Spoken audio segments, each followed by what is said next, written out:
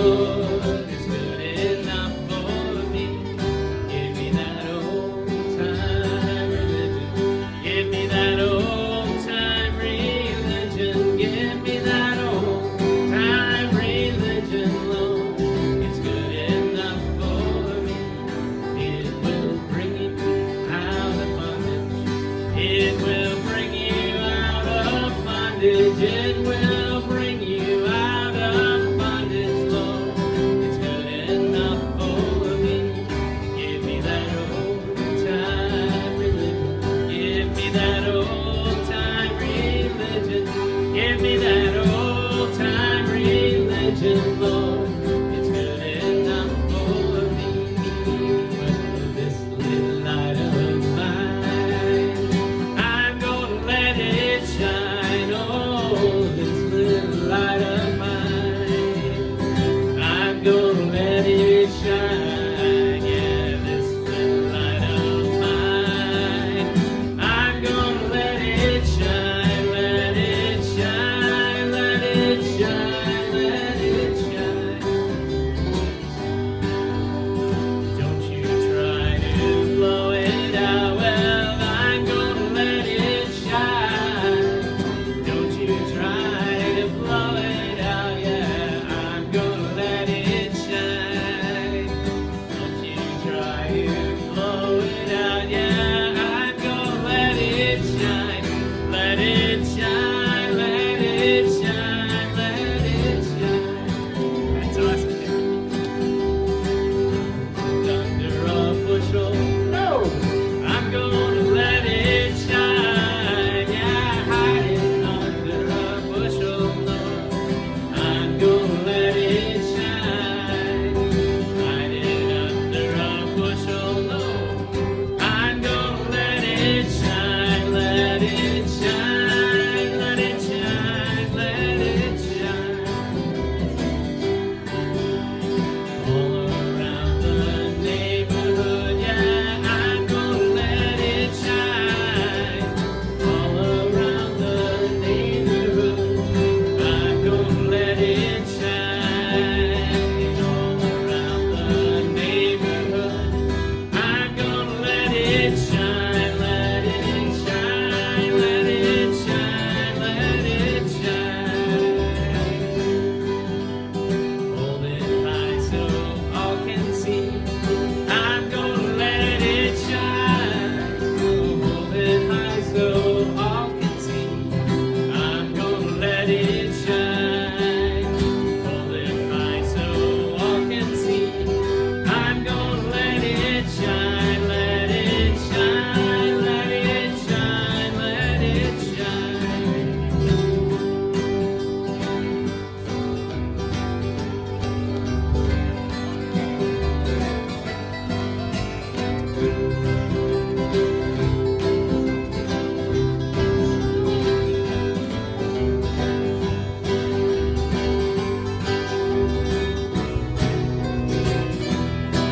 Let it shine, let it shine, let it shine. Give me that old-time religion. Give me that old-time religion. Give me that old-time religion, Lord. It's good enough for me.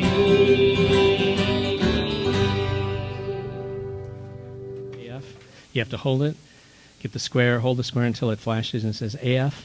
Find the little sun on the side, move it up so it's nice and bright so you can see my lovely face. So I'm not a shadow. All right, I'm going to read to you from Nehemiah chapter 3. On the day that they read aloud from the book of Moses in the hearing of the people, there was found written in it that no Ammonite or Moabite should ever enter the assembly of God, because they did not meet the sons of Israel with bread and water, but rather hired Balaam against them to curse them. However, God turned the curse into a blessing. So it came about, when they heard the law, they excluded all foreigners from Israel. So the thing I like about the Bible is that it is unblinking. In other words, it doesn't just like It's not a hagiography. Do you know that term, hagiography?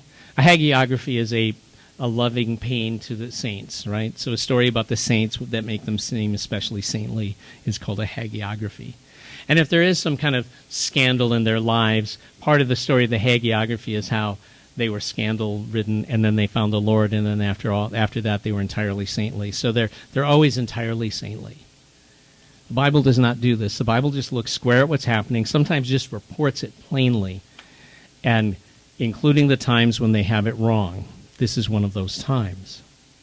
You see, the text that's being referred to here, it says they were reading the law, so this is a story about when they gathered the people and they spent a good amount of time. It looks like they read the entire Torah. But they found this law, and they went, well, that means no one can be part of this except those who are of genuine Israelite descent. Yeah. And the law they were reading was Deuteronomy chapter 23. And yes, it says that the Moabites and the Ammonites are to be excluded from worshiping the God of Israel for the reasons listed, that when the Israelites were coming through, they resisted them, they didn't help them, they didn't offer them hospitality. That's what it means. Give them food and water is to extend hospitality. But instead they hired a professional curser to curse them. So this would be like you go think gypsy woman, you fire since she's going to send the curse. So Balaam is a curser. And by the way, the curses actually work, and so God has to interfere. And Balaam instead says a blessing. But there's a piece of the law that says it doesn't say forever. It says up to the 10th generation, which the way we normally do generations in the Bible is you just go each generation is 40 years. So that'd be 400 years.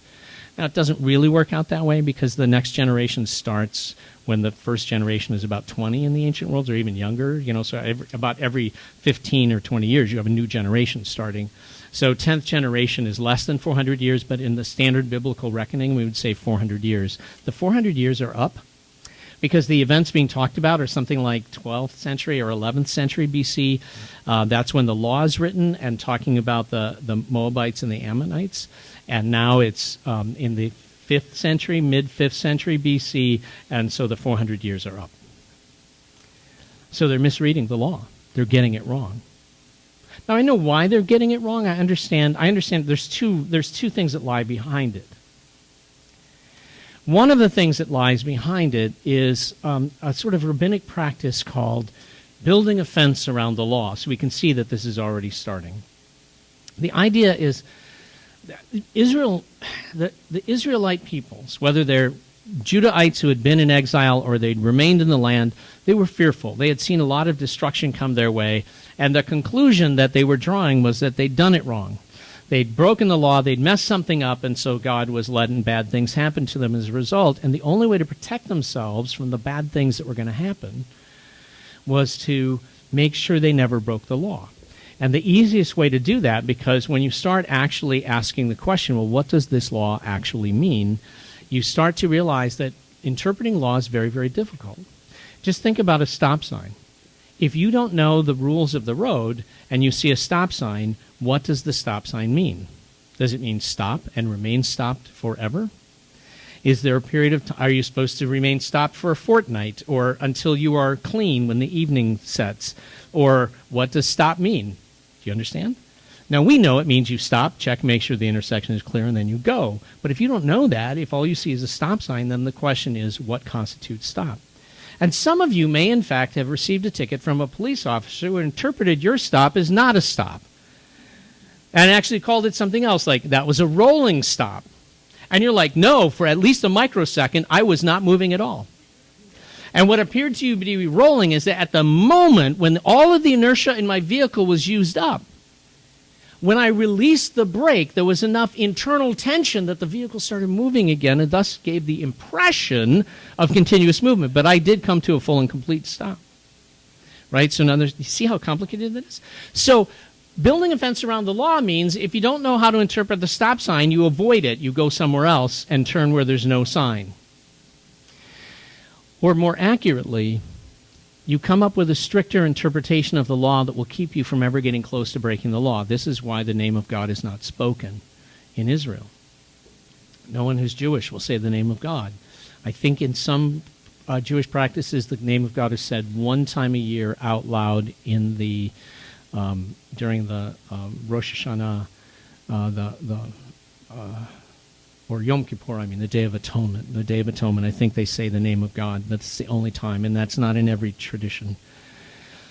And the reason is really simple, because when you read the Bible's relationship with the name of God is, no, really, it's okay. You know? I mean, Moses asks, hey, what's your name? They're going to want to know. And I know you can't tell me because no self-respecting deity would ever reveal their true name. So I'm sorry, I guess I'm not going to be able to help you. And God goes, no problem. Here's my name. Feel free to call me by my name. In fact, in the old days, they got it wrong. They called me El Shaddai. That's not really my name. It was a functional name, but it worked okay. But it indicated who I was, but it wasn't really my name. This is my name. This is my name forever. This is the covenant name by which you will know me. And God says it over and over and over and over again. And from then on, the name of God appears thousands of times in the New Testament. But the law says, thou shalt not take the name in vain. Roughly speaking, we substitute Jehovah sometimes for the underlying Hebrew. That's a really bad substitution, but it's polite at least. So thou shalt not take the name Jehovah in vain. That's what the Scripture says. So if you never say the name, you can't take it in vain. That's what building a fence around the law means. So they never said the name. And some went so far as to build the fence so that they never even said the word God. So even excluding not only the name of God, but the word God. And so that's why Jesus sometimes, you'll see Jesus using those things, talking about the heavens or whatever, instead of saying God. And his way of talking about God, referring to God in that very intimate way as Father, is quite a shock to those who are used to building fences around the law. So this interpretation that's being expressed here, this thing that specifically says Ammonites and Moabites are excluded for 400 years, is now being interpreted to mean no foreigners are allowed. So they got it wrong. They've got it wrong. I just want you to be clear. If you have any doubts, go back and read Deuteronomy 23. They got it wrong. They've also misinterpreted it because of how they're thinking in terms of the spirit of the law. And see, to them, the spirit of the law, the literal meaning of the law is Ammonites and Moabites. And so if you're not an Ammonite or a Moabite, then it doesn't apply to you. But they're interpreting the spirit of the law to mean it applies to anyone who's not of genuine Israelite descent. And so they're beginning to see the idea of how to protect ourselves from getting this screwed up and having God let the bad stuff happen to us is we got to be pure, we got to be holy, and the only way we can do that is if we become a single people who all think the same, look the same, talk the same, act the same, and are the same. We're going to exclude everyone else and only let the pure people be here, and then everything will be okay. And what this leads to is a kind of bizarre nativism that shows up. And there's a great example of this. It's actually in the same chapter. And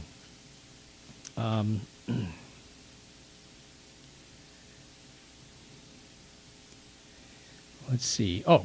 In those days, I also, so this I guess is Nehemiah speaking.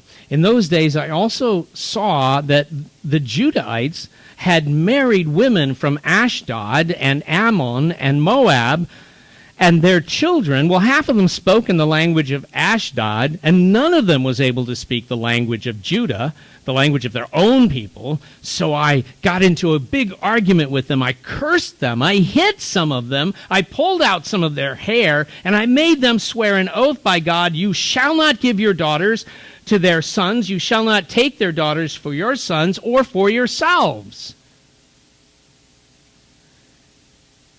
And he actually recommends divorce. Those who are married to foreign women, you got to divorce those foreign women. Now, I find this really ironic. It also sounds really familiar, right? You're in Judah. Speak Judah, for crying out loud. What are you doing speaking Spanish here? Does that sound familiar, right? You want to know the ironic thing about that? He's like, they don't even speak the land of their people. You know, the Judahites don't speak it either. Because Israelites, the Hebrew, right? Hebrew. They don't speak Hebrew. They spoke Aramaic. That's not Hebrew. In the same way that Arabic is not Hebrew. It's a related language, And, it's likely that if you know the one, learning the other one's pretty easy. And if you know the one, reading the other one might be pretty easy. But the fact of the matter is they're totally different languages. And so they're not speaking their native language, but they've got this weird nativist kind of thing going on. We're going to purify the land and restore it to the way it should be. An all Judahite nation. We're going to get rid of everyone who's not the proper shade of brown. Scary how familiar that sounds. I just want to say, for the record, that the only people who should be able to stay here and call themselves nativists are those whose ancestors were here before there was a United States of America. Everyone for whom that is true, stick up your hand. My ancestors were here. Not because I have Native American blood, but because my immigrant ancestors came over in 1711. There was no America then. It was just colonies. So, I'm a native. The rest of you can go back where you came from. This stuff is really sad. James Sugimura. James Sugimura was a guy who worked for my dad. We called him Sugi. And he was a photographer. And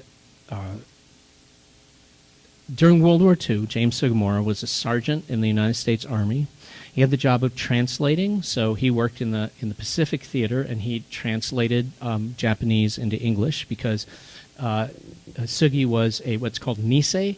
So that is a child of immigrants. So Nisei is they say second generation. Nisei means basically second generation, though you might think first generation born.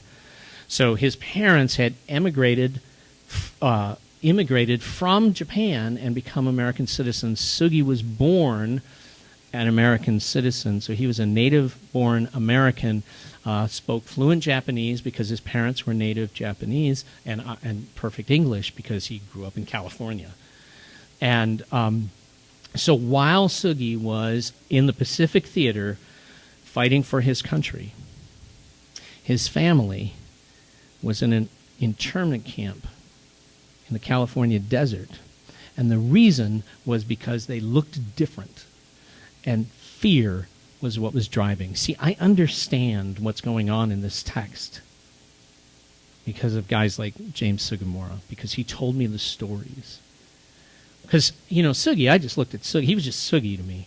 But as I talked to him, he talked about the racism that he experienced. And what that was like, and what it was like to be serving the military and have his family being in the internment camps. Even though he was loyal and demonstrably loyal, it didn't matter. And it was driven by this fear of other. When after Pearl Harbor hit, people freaked out. They were terrified. They thought there was going to be a Japanese invasion. They were afraid. Fear drove them to exclude those who were different. It's always about fear. Jesus says, fear not, but we're not very good at listening to him.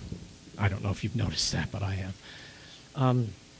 So Nehemiah imagines that the way to do it is to clean out culturally Judah. At least in the temple, at least in Jerusalem. Get those foreigners out of there.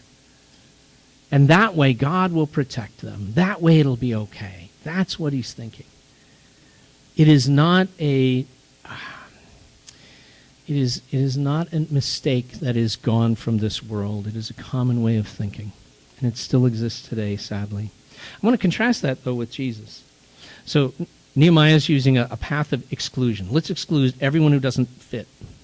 By the way, that's way easier. I don't know if you noticed that. Because if everyone looks like you, if everyone votes like you, if everyone shops like you, if everyone loves like you, if everyone speaks like you, if everyone shares the same prejudices you have and the same opinions you have, then, hey, right? Like, that's easier. Believe me, I know, because I'm always worried, because when I preach, I'm always going, am I going to say something that will unintentionally offend somebody in the room? And I wasn't prepared for that. Now they're all offended, because, that doesn't happen when everyone's the same. But here's what Jesus does. Jesus starts out, he handpicks his 12. None of them should be working together. Well, a couple of them are brothers, so I guess there's like 4 brothers, and they all have the job of harvesting fish. So I guess those guys would be like a group. But that's about it. You got Judas, who comes from a priestly family. You've got Simon, the other Simon, not Peter, who's a member of, he's a Zionist. Al-Qaeda in Israel, they call them the scriptures refer to them kindly as the zealots. The Romans refer to them as the Sicarii, which literally means the slashers, but it would mean something like assassins. And the rest of the mix, just none of them really belong together. Some of them fit in the upper class and would be considered ritually pure. Some of them would be considered peasants, so they would be considered ritually impure.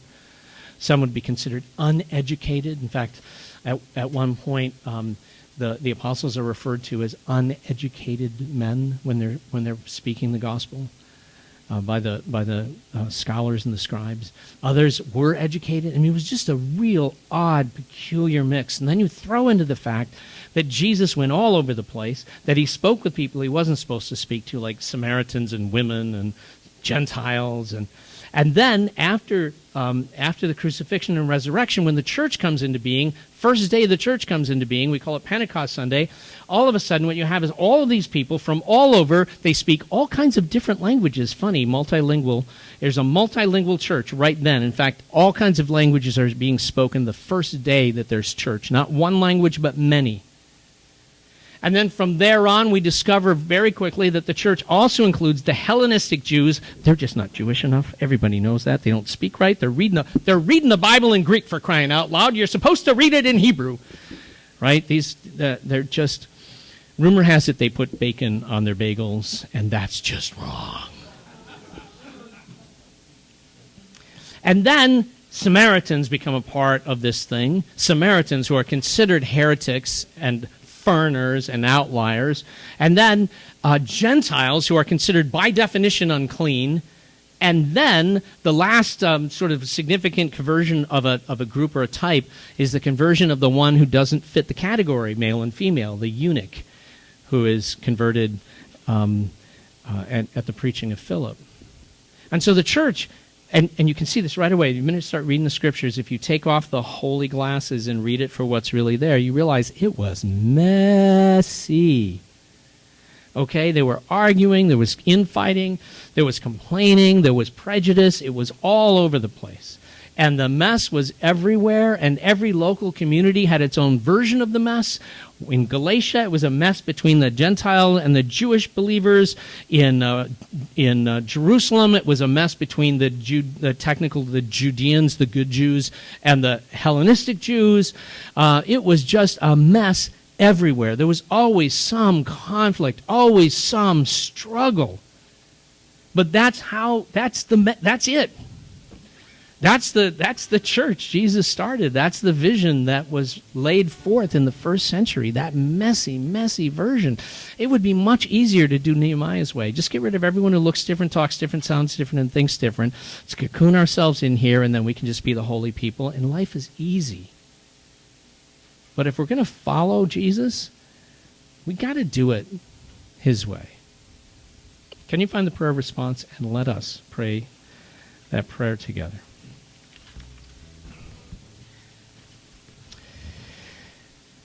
Lord Jesus, it is tempting to follow Nehemiah's path, to seek a society of ethnic purity and cultural uniformity when everyone looks like me, sounds like me, votes like me, lives like me, loves like me, shops like me. I feel safe and comfortable.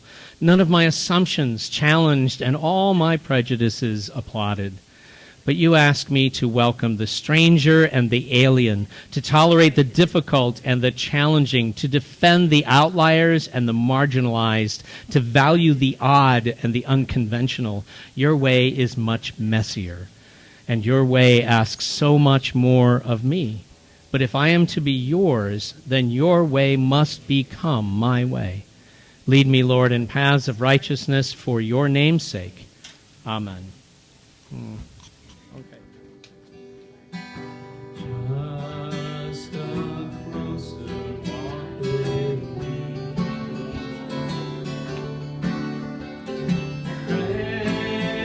Granted, Jesus, if you please. Daily walking close to me. Let it be. Dear Lord, let it be.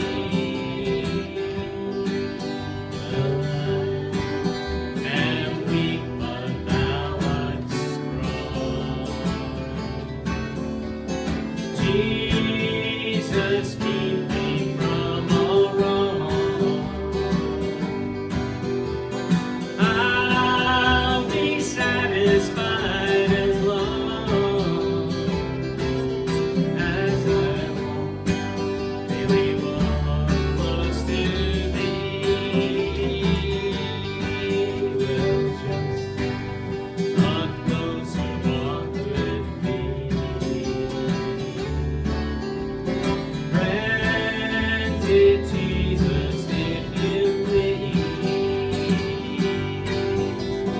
daily walking close to Thee. Let it be, dear Lord, let it be. Through this world of toils and sin, grant one falter, Lord, who cares. Go with me, my burden shares. None but Thee, dear Lord, none but Thee.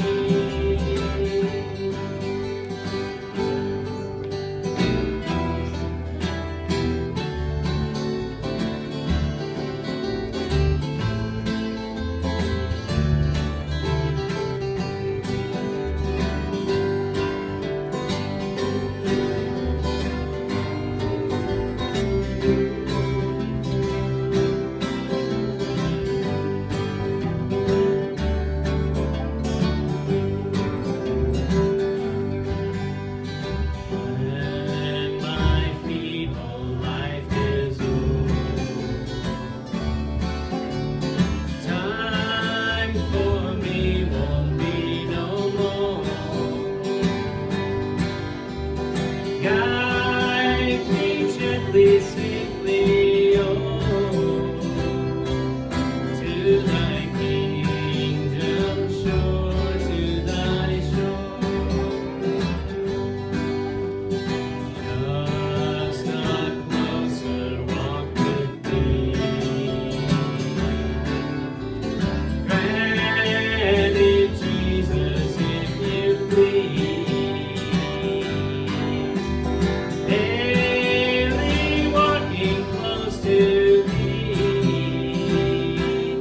Let it be, dear Lord, let it be.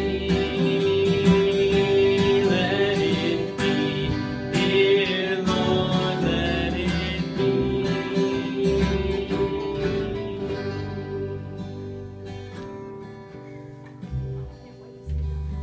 Some glad morning when this life is over,